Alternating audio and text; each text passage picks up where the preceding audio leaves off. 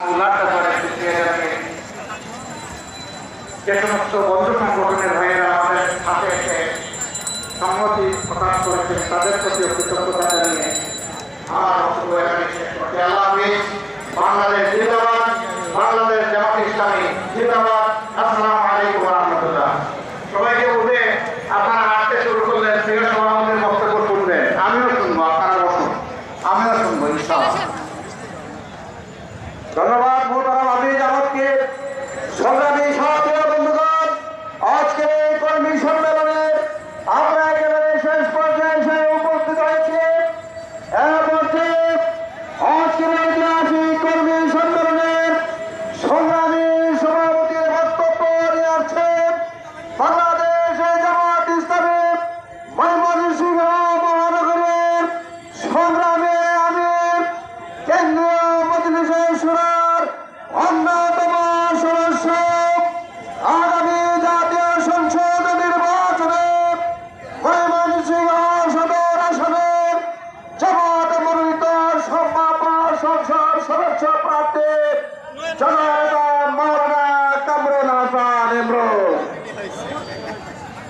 أعوذ بالله من الشيطان الرجيم بسم الله الرحمن الرحيم إن الحمد لله والصلاة والسلام على رسوله الكريم।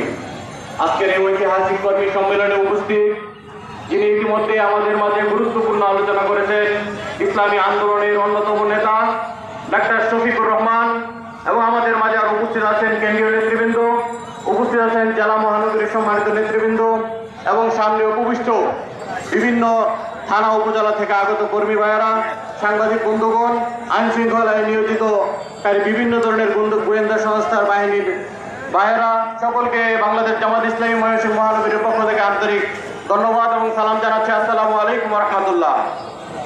সম্মানিত কর্মী ভাইয়েরা, আজকের এই সম্মেলন থেকে আমরা এটা বিশ্বাস করতে চাই, আগামীর বাংলাদেশ হবে ইসলামীর বাংলাদেশ। আমরা এই সম্মেলন থেকে আমিরে জামাতকে আমরা উপহার দিতে চাই। আমাদের 11টি আসন ইসলামের পক্ষে আগামী দিনে আমরা ভূমিকা রাখবো ইনশাআল্লাহ।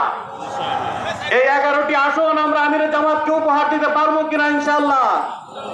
যদি আমরা উপহার দিতে চাই তাহলে এই কর্মী ভাইদেরকে অক্লান্ত পরিশ্রম করতে হবে। নেতা হিসাবে ভূমিকা রাখলে চলবে না, জনগণের সেবক হিসাবে ভূমিকা রাখতে হবে।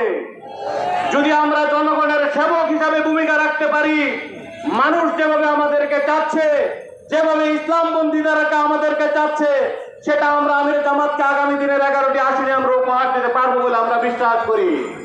সর্বোপরি সকলকে ধন্যবাদ দিতেছি, বিশেষ করে আমাদের সাংবাদিক বন্ধুদেরকে ধন্যবাদ দিতেছি, নেতৃবৃন্দ যারা অক্লান্ত পরিশ্রম করে আজকের এই সম্মেলন সার্থক করেছেন তাদেরকে ধন্যবাদ দিতেছি, আইন শৃঙ্খলার কাজে যারা নিয়োজিত ছিলেন তাদেরকে ধন্যবাদ দিতেছি, এবং বিভিন্ন ওয়ার্ড থেকে আগত নেতৃবৃন্দ কর্মী বাহিনীদেরকে ধন্যবাদ জানিয়ে সকলকে ধন্যবাদ জানিয়ে আজকের প্রোগ্রাম আমরা এখানে এই সমাপনী ঘোষণা করতেছি।